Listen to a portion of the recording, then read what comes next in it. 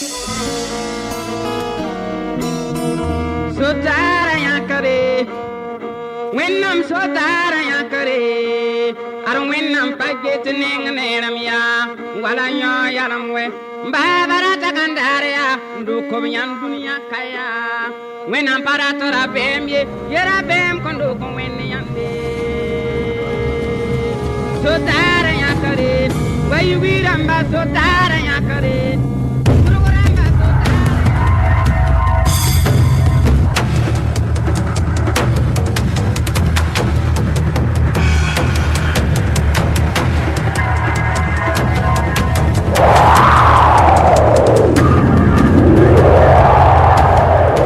Il est temps que le monde entende ce que vous entendez.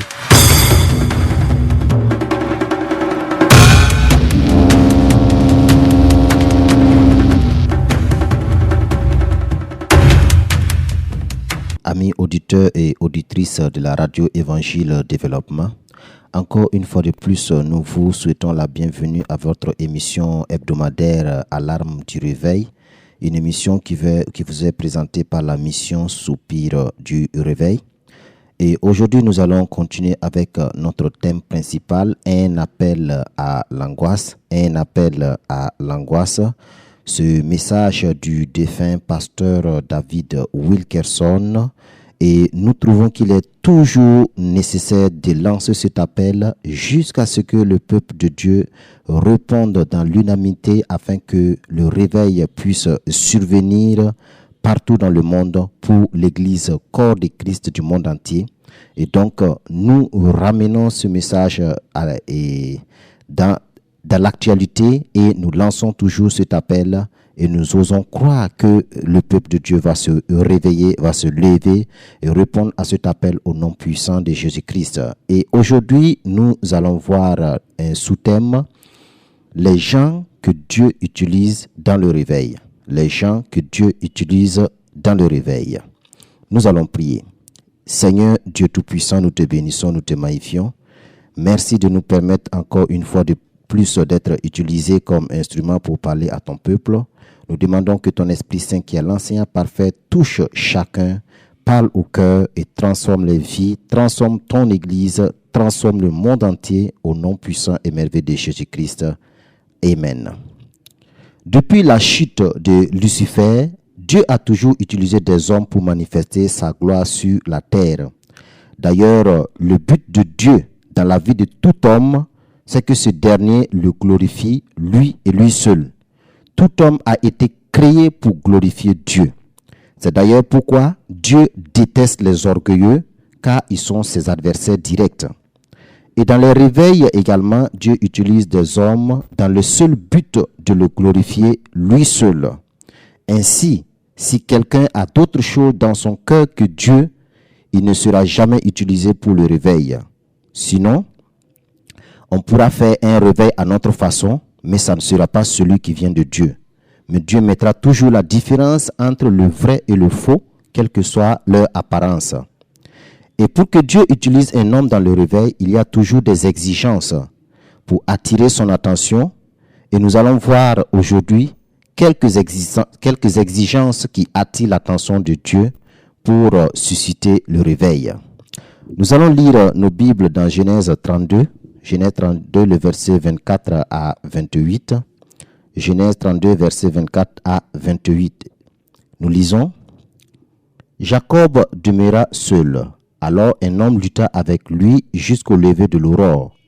Voyant qu'il ne pouvait pas le vaincre, cet homme le frappa à l'emboîture de la hanche. Et l'emboîture de la hanche de Jacob se démit pendant qu'il luttait avec lui. Il dit, « Laisse-moi aller car l'aurore se lève. » Et Jacob répondit, « Je ne te laisserai point aller que tu ne m'aies béni. » Il lui dit, « Quel est ton nom ?» Et il répondit, « Jacob. » Il dit encore, « Ton nom ne sera plus Jacob, mais tu seras appelé Israël, car tu as lutté avec Dieu et avec les hommes, et tu as été vainqueur. » Les hommes de réveil sont des hommes seuls. Dieu leur révèle sa pensée quand il décide de se mettre à l'écart des autres. Et nous voyons que Jacob a demeuré seul avec Dieu il a décidé de prendre sa destinée en main et d'aller auprès de Dieu pour obtenir le changement. Et il a laissé sa famille, il a laissé ses enfants, ses biens, ses troupeaux, et il n'a pas considéré ce que les hommes considéraient. Il est rentré dans la présence de Dieu pour demander à ce que Dieu le transforme. Et les hommes de réveil sont les hommes violents dont Jésus-Christ a parlé. C'est eux qui forcent pour entrer dans le royaume. Ils ne se satisfont pas, ils ne sont pas satisfaits des choses superficielles. Jacob a lutté avec Dieu avec violence et a refusé de le laisser aller à moins qu'il le bénisse.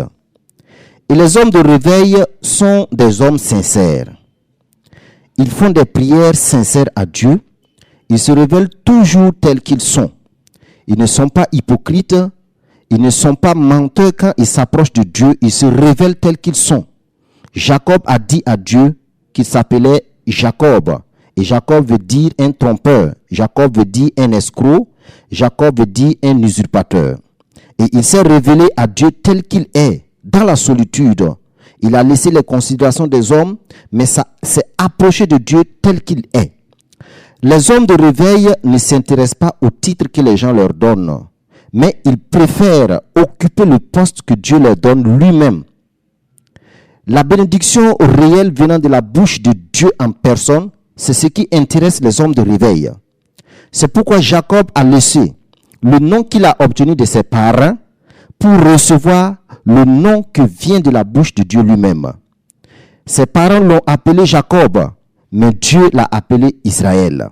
Parce que c'est lui qui allait devenir une nation nombreuse, c'est lui qui allait devenir un homme béni et sa bénédiction allait demeurer sur ses descendants et jusqu'à aujourd'hui.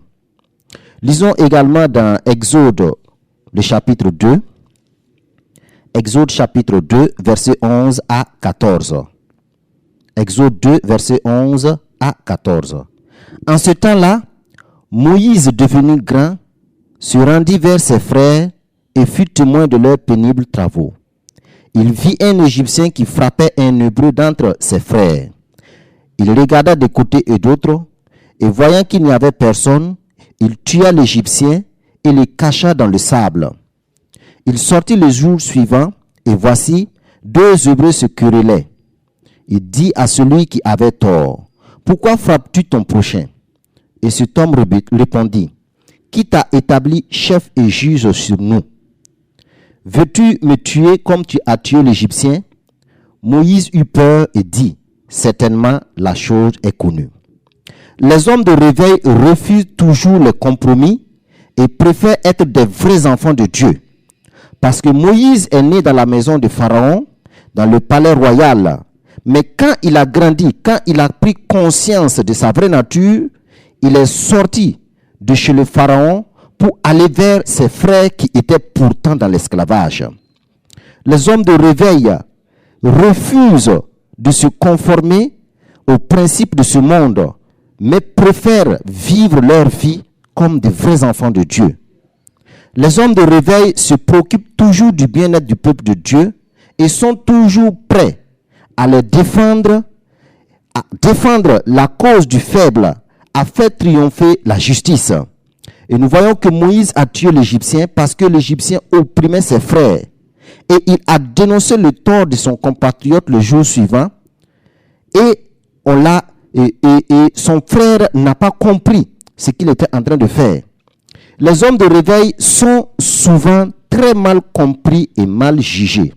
C'est pourquoi son frère lui demande, « Veux-tu me tuer comme tu as tué l'Égyptien ?»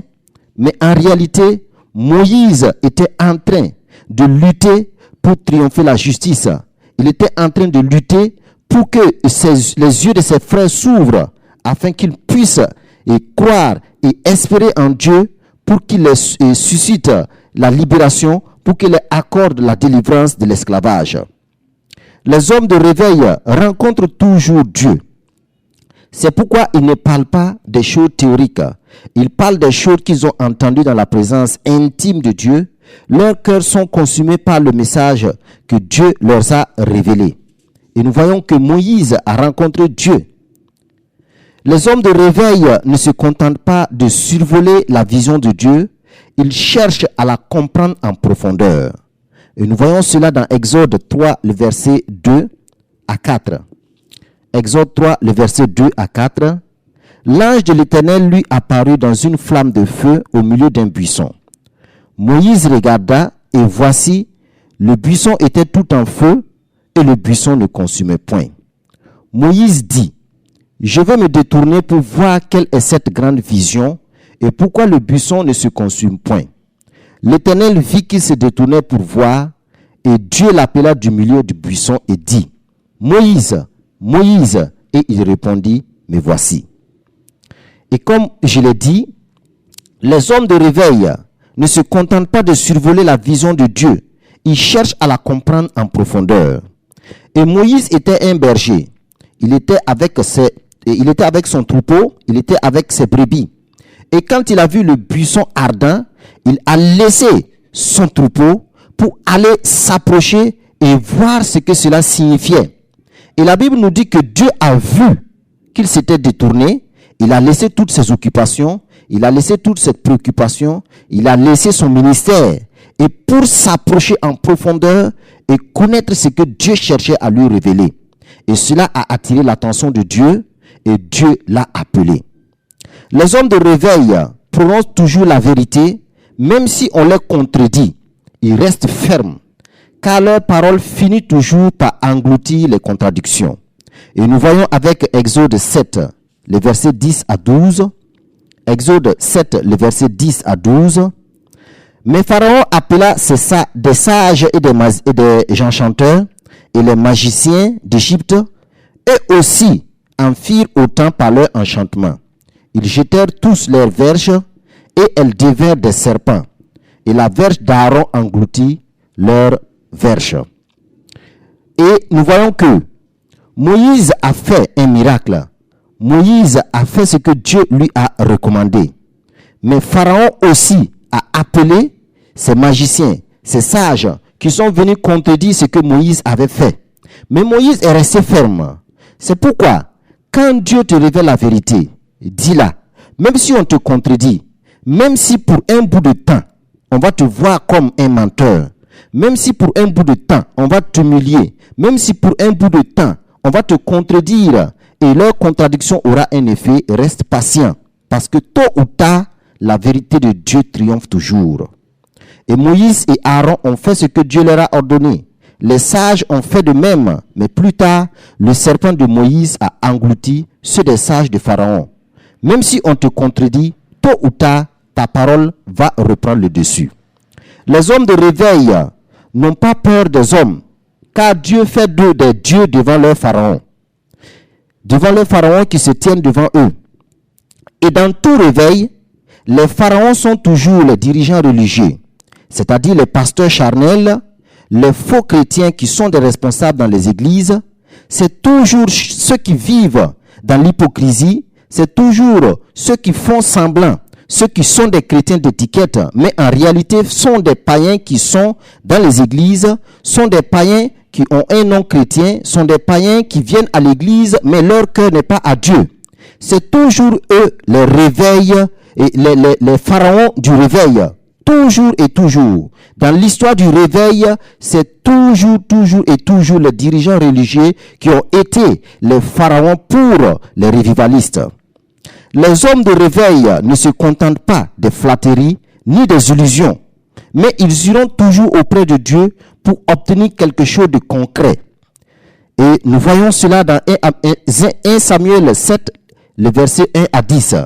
1 Samuel 7, le verset 1 à 10. 1 Samuel 7, nous allons lire le verset 1 à 10. C'est plutôt 1 Samuel 1, le verset 7 à 10. Nous lisons. Et toutes les années, il en était ainsi. Chaque fois qu'Anne montait à la maison de l'Éternel, Pénina la mortifiait de la même manière. Alors elle pleurait et ne mangeait point. Elkana, son mari, lui disait, « Anne, pourquoi pleures-tu et ne manges-tu pas? Pourquoi ton cœur est-il attristé? Est-ce que je ne vaux pas pour toi mieux que 10 fils? » Anne se leva après qu'on que l'on eut mangé et bu à Shilo, le sacrificateur Élie était assis sur un siège près de l'un des poteaux du temple de l'Éternel. Et l'amertume dans l'âme, elle pria l'Éternel et versa des pleurs. En passant, et je voudrais dire qu'il y a des jeunes chrétiens dans le monde entier qui sont en train de se détourner des messages de flatterie et sont en train d'aspirer au message de la sainteté parce que l'Esprit de Dieu est en train d'ouvrir leurs yeux. Et nous voyons que Anne n'avait pas d'enfant et son mari la flattait chaque année et sa coépouse la mortifiait. Et son mari voulait la consoler avec des illusions. Mais Anne a refusé, elle a ouvert ses yeux et elle est allée auprès de Dieu pour obtenir quelque chose de concret. Parce que tout homme de réveil ne se contente pas de flatterie, il ne se contente pas des illusions, il veut des choses concrètes. Les hommes de réveil ressentent le besoin du changement avec de grandes douleurs, avec une véritable angoisse. Et la Bible nous dit que Anne avait l'amertume dans l'âme et a prié en versant des larmes. C'est aussi le cas avec Néhémie, dans Néhémie 1, le verset 3 à 4. Les hommes de réveil veulent le changement avec douleur profonde et intérieure. Les hommes de réveil se mettent toujours à l'écart des autres, comme nous l'avons vu au début. Et dans 1 Roi 17, le verset 2 à 6. 1 Roi 17, le verset 2 à 6. Et la parole de l'Éternel fut adressée à Élie en ces mots. Pars d'ici, dirige-toi vers l'Orient et cache-toi près du torrent de Kérit qui est en face du Jourdain. Tu boiras de l'eau du torrent et j'ai ordonné aux corbeaux de te nourrir. Il partit et fit selon la parole de l'Éternel et il alla s'établir près du torrent de Kérit qui est en face du Jourdain. Les corbeaux lui apportaient du pain et de la viande le matin et du pain et de la viande le soir et il buvait de l'eau du torrent. Mais au bout d'un certain temps, le torrent fut à sec, il n'était point tombé, parce qu'il n'était point tombé d'eau et de pluie dans le pays. Donc, les hommes de réveil sont des gens qui se mettent toujours à l'écart et leur nourriture provient directement de Dieu. Et quand on parle de se mettre à l'écart, ce n'est pas forcément physiquement, mais parfois il est nécessaire de s'éclipser physiquement, loin de ceux qui détournent ton attention de ta vision, loin de ceux qui sont des obstacles sur ton chemin. Les hommes de réveil ont une source d'approvisionnement qui sort de l'ordinaire. Leur nourriture spirituelle leur est servie par des voies souvent malsaines en apparence, car les corbeaux sont des oiseaux impurs. C'est pourquoi aujourd'hui, Dieu peut utiliser Internet, cet instrument vraiment impur qui pollue les mœurs de la jeunesse et que Dieu peut l'utiliser pour enseigner ses enfants sans qu'ils ne se salissent les mains. Élie a pris la nourriture de la bouche des corbeaux, mais il n'a pas mangé les corbeaux eux-mêmes. Les hommes de réveil ressentent toujours leurs faiblesses. C'est pourquoi ils sont constamment dans la prière et espèrent toujours en Dieu pour les soutenir. Dans Jérémie 1, le verset 6 à 8, Jérémie reconnaissait son incapacité et Dieu le fortifiait. Les hommes de réveil tirent toujours leur force de l'Esprit de Dieu et c'est l'Esprit de Dieu qui leur donne la parole à prononcer devant le peuple de Dieu. C'est le cas avec Ézéchiel dans Ézéchiel 2, le verset 1 à 3 et dans Jonas 1, le verset 1 à 5. La Bible nous dit que Jonas voulait fuir loin de la face de l'Éternel, ce qui veut dire que c'était un homme qui était constamment dans la présence de Dieu. Ainsi, de nos jours, Dieu demande à tout chrétien d'avoir un caractère comme ces hommes que nous avons vus, car le réveil des derniers temps Dieu ne va pas seulement utiliser un homme, mais Dieu va utiliser des milliers parmi ses enfants, de sorte à confondre le diable et à l'humilier. C'est pourquoi Dieu est en train de susciter une armée de jeunes qui n'ont pas forcément les qualifications requises pour servir Dieu, mais Dieu les utilise comme les ossements desséchés d'Ézéchiel, comme des pierres qui n'attirent pas l'attention. Et bientôt, tous les grands hommes de Dieu qui enseignent des mensonges au peuple de Dieu seront bientôt humiliés malgré leur élévation, malgré leur puissance. Parce que Pharaon était l'homme le plus puissant au monde, mais c'est un petit Moïse, un homme qui bégayait, qui l'a défié et qui l'a vaincu. C'est pourquoi nous exhortons les hommes de Dieu à enseigner la vérité et la sainteté aux jeunes et à ne pas les juger, car Dieu veut les utiliser bientôt. Et ne soyez point jaloux quand Dieu commence à utiliser un plus petit que vous, car Moïse n'a pas été jaloux de Josué. Mais Moïse a posé les bases et il a établi la loi, mais c'est Josué qui a conquis Canaan. Si un homme de Dieu ne songe pas à la relève, il est insensé, car nous ne sommes pas éternels sur cette terre. Et dans notre marche avec Dieu, nous devons vivre chaque jour comme si c'était le dernier. Et c'est dommage aujourd'hui que des hommes de Dieu osent dire à leurs membres, cette année tu ne mourras pas, cette année tu ne mourras pas. Chers frères, chères sœurs, sincèrement, peux-tu me dire avec assurance quand est-ce que tu mourras? Si tu as quelque chose à mettre en règle, fais-le maintenant et à l'instant même, car la seconde qui suit ne t'appartient pas. Ainsi, nous allons arrêter. Que Dieu vous bénisse et rendez-vous la semaine prochaine, même heure, même fréquence. Et la semaine prochaine, nous n'allons pas donner un thème parce que nous avons beaucoup d'informations à passer. C'est pourquoi nous vous demandons vraiment informez vos frères, informez vos amis, informez tous ceux qui peuvent vraiment écouter. Et nous invitons également ceux qui nous regardent sur Internet. La semaine prochaine, nous vous demandons d'être très nombreux parce que nous avons un message important à passer.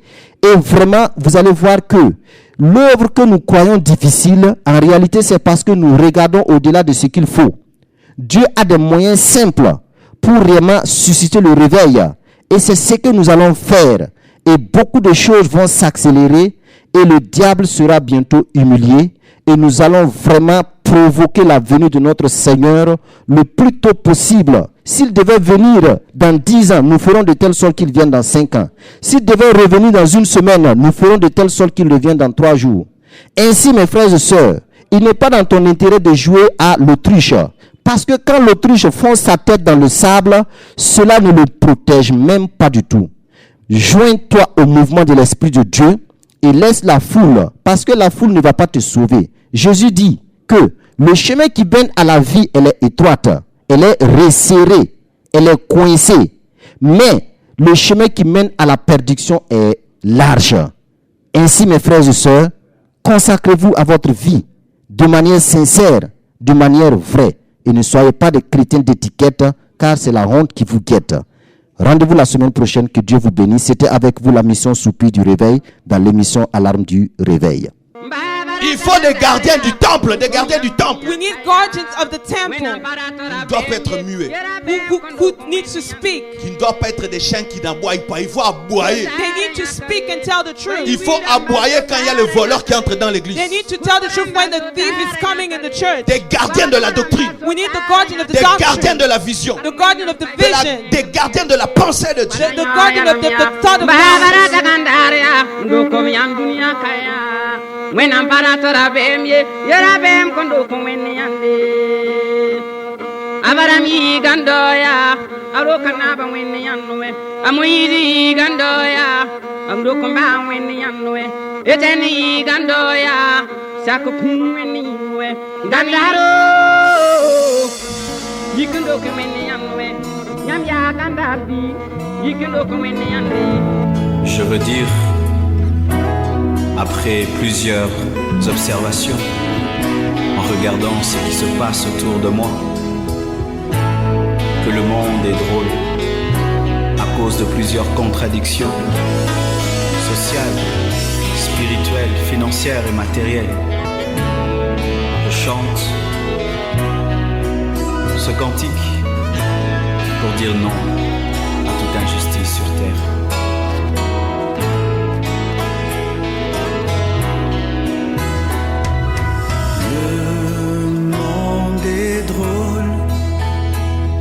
Rempli de paradoxes,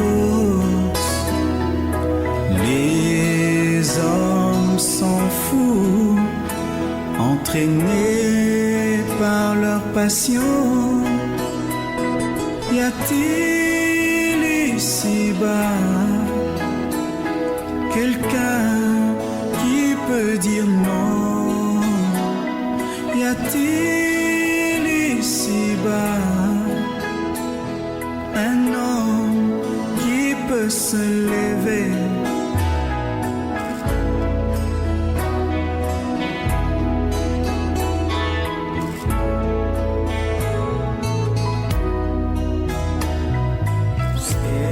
SDF habitant près d'un château, pauvre Africain tué pour tes richesses. Certains meurent de faim et d'autres de satiété. Parmi les pauvres, très pauvres parmi les riches, y a-t-il ici-bas des femmes qui peuvent parler?